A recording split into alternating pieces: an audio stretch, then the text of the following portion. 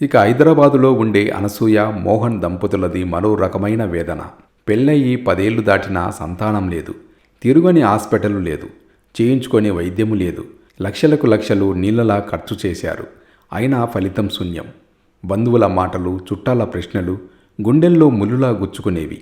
పండుగ వస్తే చాలు వాళ్ళ ఇంట్లో సంతోషం కన్నా బాధే ఎక్కువ కనిపించేది. ఓ బిడ్డను ఎత్తుకోవాలన్న వాళ్ళ ఆశ అడియాశగానే మిగిలిపోతుందేమోనని కుమిలిపోయేవారు.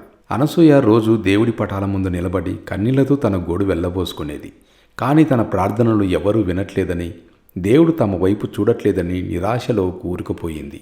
రంగన్న, అనసూయ, మోహన్ దంపతులు వీళ్ళు కేవలం ఉదాహరణలు మాత్రమే. ఇలాంటి సమస్యలతో, ఇంతకంటే పెద్ద బాధలతో సతమతమయ్యే వాళ్ళు మన చుట్టూ ఎందరో. వాళ్ళందరి జీవితంలో ఒకానొక దశలో ఇక అన్నీ అయిపోయాయి, దారి లేదు అనిపించింది. కానీ సరిగ్గా అలాంటి సమయంలోనే ఓ స్నేహితుడి ద్వారానో, ఓ ప్రవచనం ద్వారానో వాళ్ళ చెవిన ఒక మాట పడింది. అదే అరుణాచలం.